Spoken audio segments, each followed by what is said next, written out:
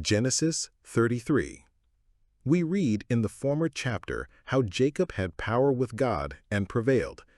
Here we find what power he had with men too, and how his brother Esau was mollified and, on a sudden, reconciled to him. For so it is written, Proverb 16:7, When a man's ways please the Lord, he maketh even his enemies to be at peace with him. Here is a very friendly meeting between Jacob and Esau, verses 1 through 4. 2. Their conference at their meeting, in which they vie with each other in civil and kind expressions. Their discourse is 1. About Jacob's family, verses 5 through 7. 2. About the present he had sent, verses 8 through 11. 3. About the progress of their journey, verses 12 through 15. 3. Jacob's settlement in Canaan, his house, ground, and altar, verses 16 through 20. Jacob's interview with Esau, 1739 BC. And Jacob lifted up his eyes and looked, and behold, Esau came, and with him 400 men. And he divided the children unto Leah, and unto Rachel, and unto the 2 handmaids. And he put the handmaids and their children foremost, and Leah and her children after, and Rachel and Joseph hindermost. And he passed over before them, and bowed himself to the ground 7 times, until he came near to his brother. And Esau ran to meet him, and embraced him, and fell on his neck, and kissed him, and they wept. Here, Jacob discovered Esau's approach. Verse 1. Some think that his lifting up his eyes denotes his cheerfulness and confidence, in opposition to a dejected countenance. Having by prayer committed his case to God, he went on his way, and his countenance was no more sad. 1 Samuel 18:18. Note, those that have cast their care upon God may look before them with satisfaction and composure of mind, cheerfully expecting the issue, whatever it may be. Come what will, nothing can come amiss to him whose heart is fixed, trusting in God. Jacob sets himself upon his watchtower to see what answer God will give to his prayers. Habakkuk 2:1. 2. He put his family into the best order he could to receive him, whether he should come as a friend or as an enemy, consulting their decency if he came as a friend, and their safety if he came as an enemy. Verses 1 and 2. Observe what a different figure these 2 brothers made. Esau is attended with a guard of 400 men and looks big. Jacob is followed by a cumbersome train of women and children that are his care, and he looks tender and solicitous for their safety. And yet Jacob had the birthright, and was to have the dominion, and was every way the better man. Note, it is no disparagement to very great and good men to give a personal attendance to their families, and to their family affairs. Jacob at the head of his household set a better example than Esau at the head of his regiment. 3. At their meeting, the expressions of kindness were interchanged in the best manner that could be between them. 1. Jacob bowed to Esau. Verse 3. Although he feared Esau as an enemy, yet he did obeisance to him as an elder brother, knowing and remembering perhaps that when Abel was preferred in God's acceptance before his elder brother Cain, yet God undertook for him to Cain that he should not be wanting in the duty and respect owing by a younger brother. Unto thee shall be his desire, and thou shalt rule over him. Chapter 4:7. Note, 1. The way to recover peace where it has been broken is to do our duty, and pay our respects on all occasions as if it had never been broken. It is the remembering and repeating of matters that separates friends and perpetuates the separation. 2. A humble, submissive carriage goes a long way toward the turning away of wrath. Many preserve themselves by humbling themselves. The bullet flies over him that stoops. 3. Esau embraced Jacob. Verse 4. He ran to meet him, not in passion, but in love. And as one heartily reconciled to him, he received him with all the endearments imaginable, embraced him, fell on his neck, and kissed him. Some think that when Esau came out to meet Jacob, it was no bad design, but that he brought his 400 men only for state, that he might pay so much the greater respect to his returning brother. It is certain that Jacob understood the report of his messengers otherwise. Chapter 32, verses 6 and 7. Jacob was a man of prudence and fortitude, and we cannot suppose him to admit of a groundless fear to such a degree as he did this, nor that the Spirit of God would stir him up to pray such a prayer as he did for deliverance from a merely imaginary danger. And if there was not some wonderful change wrought upon the spirit of Esau at this time, I see not how wrestling Jacob could be said to obtain such power with men to denominate him a prince. Note, 1. God had the hearts of all men in his hands, and can turn them when and how he pleases, by a secret, silent, but resistant power. He can, of a sudden, convert enemies into friends, as he did 2 Sauls, one by restraining grace, 1 Samuel 26, 21, and 25, the other by renewing grace, Acts 9, 18, 21, and 22. 2. It is not in vain to trust in God and to call upon him in the day of trouble.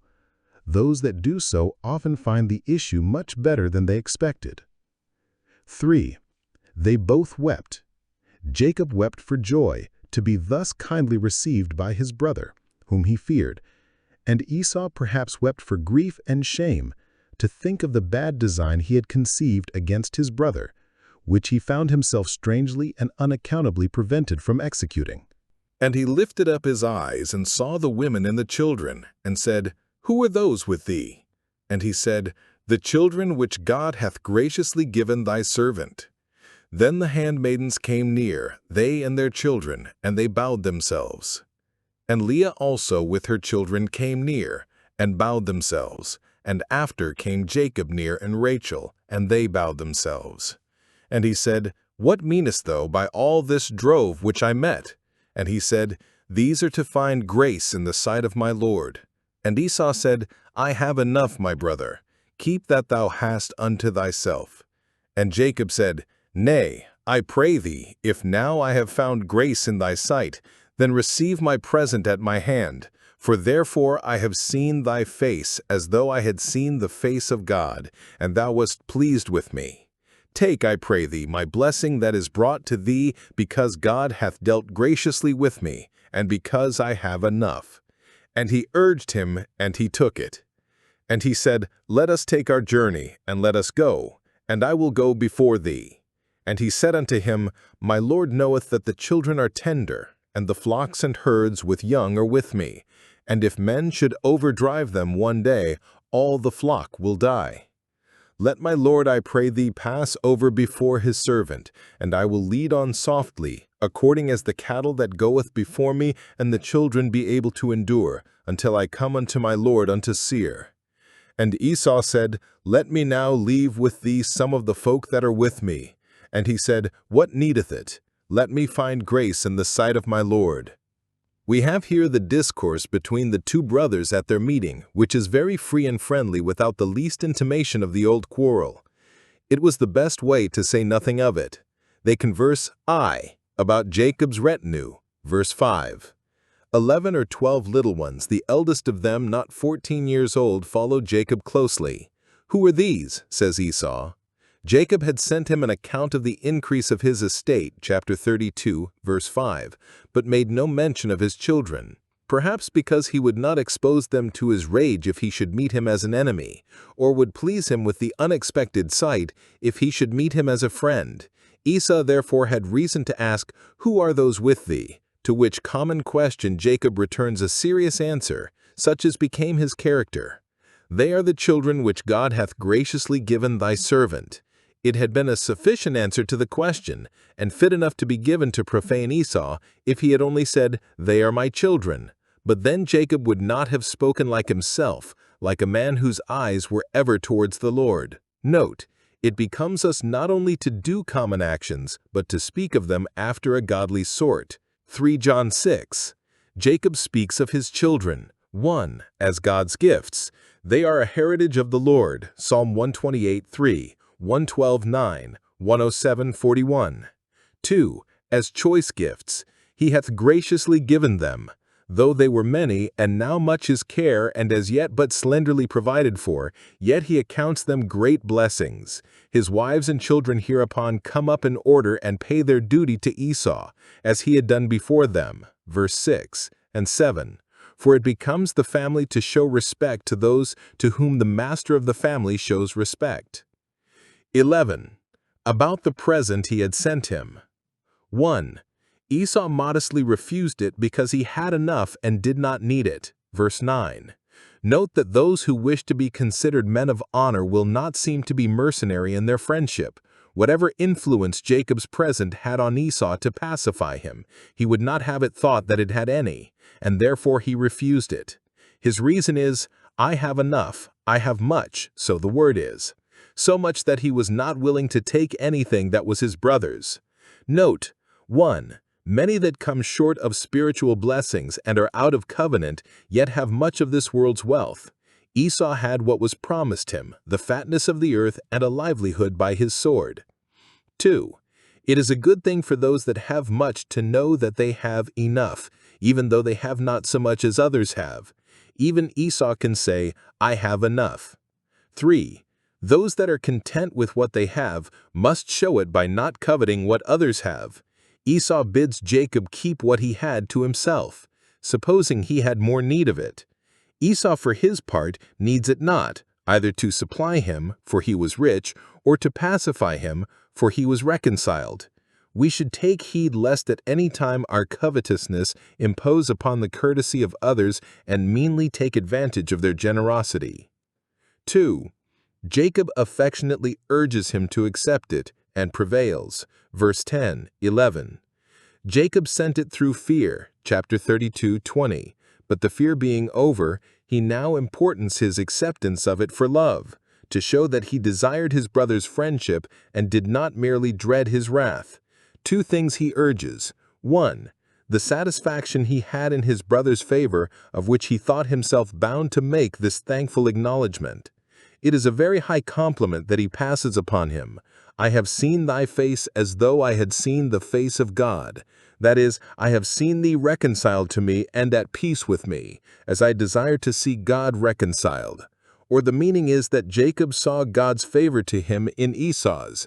It was a token for good to him that God had accepted his prayers. Note, creature comforts are comforts indeed to us when they are granted as answers to prayer and are tokens of our acceptance with God. Again, it is matter of great joy to those that are peaceable and affectionate disposition to recover the friendship of those relatives with whom they have been at variance. 2. The competency he had of this world's goods. God hath dealt graciously with me. Note, if what we have in this world increase under our hands, we must take notice of it with thankfulness to the glory of God, and own that in there he has dealt graciously with us, better than we deserve. It is he that gives power to get wealth. Deuteronomy 8:18. He adds, and I have enough, I have all, so the word is. Esau's enough was much, but Jacob's enough was all. Note that a godly man, though he have but little in the world, yet may truly say, I have all, because he has the God of all and has all in him. All is yours if you be Christ's. 1 Corinthians 3:22. Because he has the comfort of all. I have all and abound. Philippians 4:18. He that has much would have more, but he that thinks he has all is sure he has enough. He has all in prospect. He will have all shortly when he comes to heaven. Upon this principle Jacob urged Esau, and he took his present. Note that it is an excellent thing when men's religion make them generous, free-hearted, and open-handed, scorning to do a thing that is paltry and sneaking. 3. About the progress of their journey. 1. Esau offers himself to be his guide and companion in token of sincere reconciliation. Verse 12. We never find that Jacob and Esau were so sociable with one another and so affectionate as they were now. Note, as for God, his work is perfect. He made Esau not only not an enemy, but a friend. This bone that had been broken, being well set, became stronger than ever. Esau has become fond of Jacob's company, courts him to Mount Seir.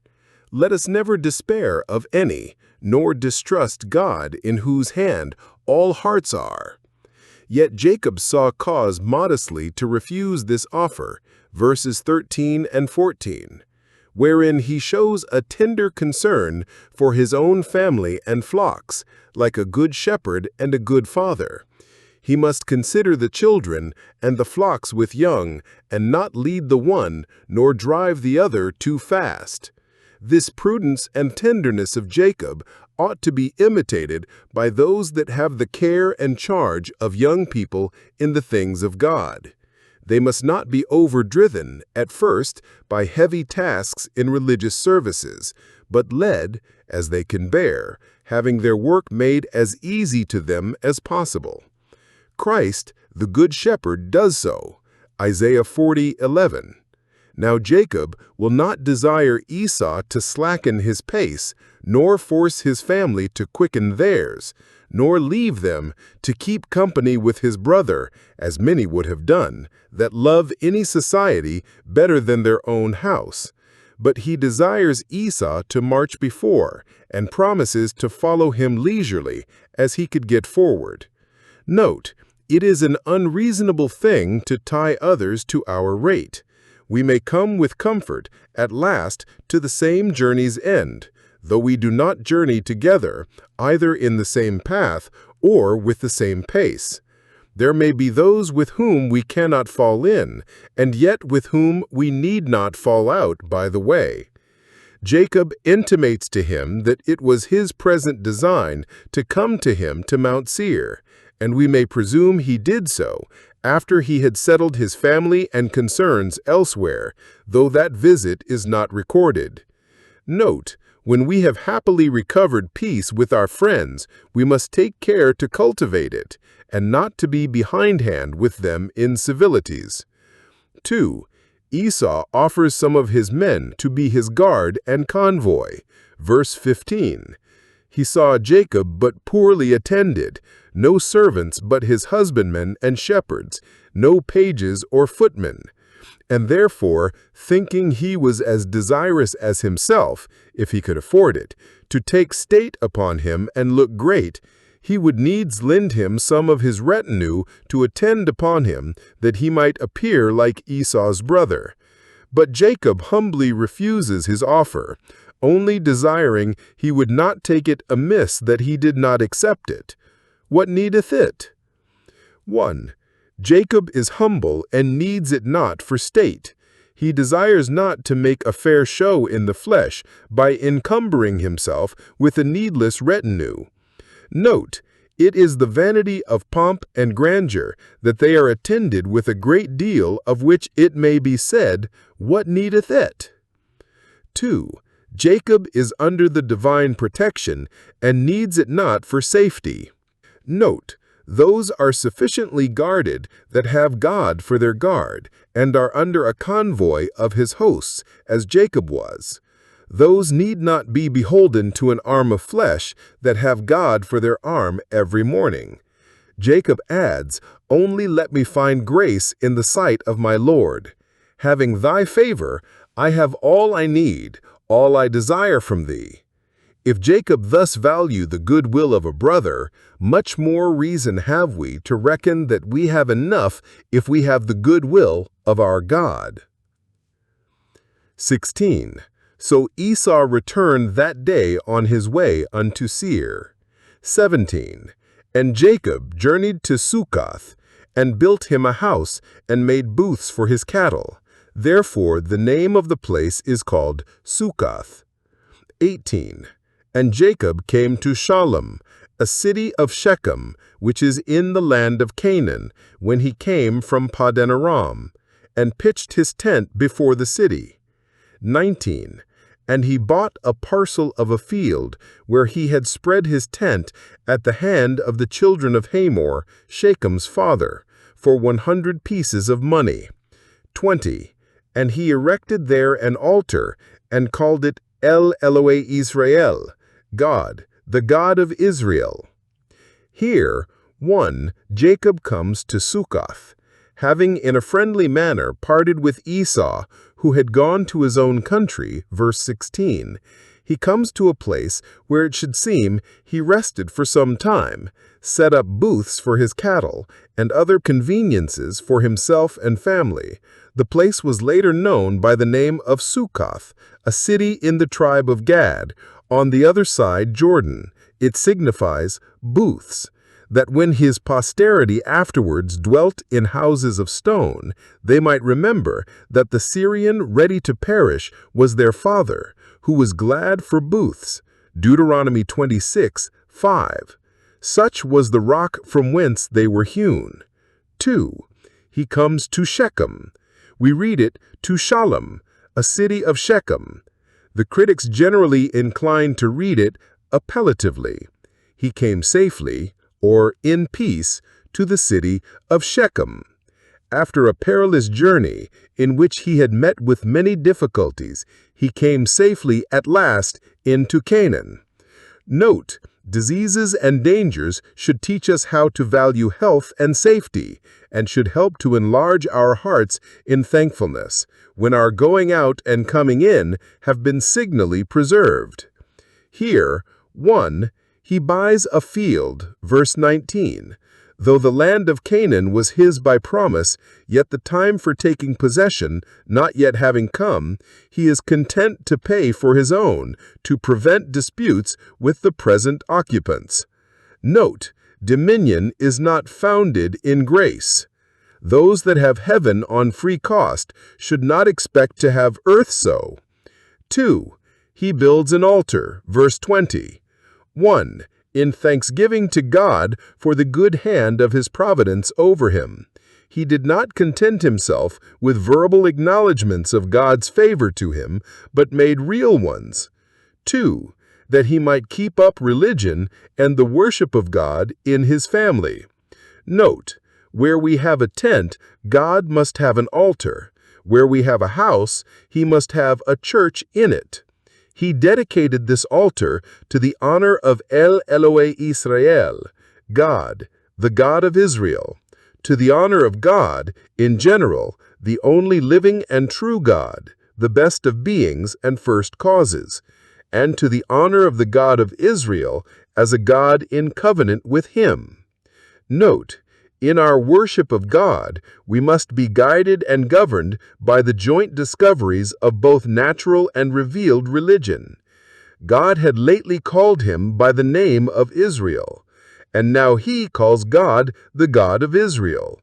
Though he is styled a prince with God, God shall still be a prince with him, his Lord and his God. Note, our honors then become honors indeed to us when they are consecrated to God's honor. Israel's God is Israel's glory.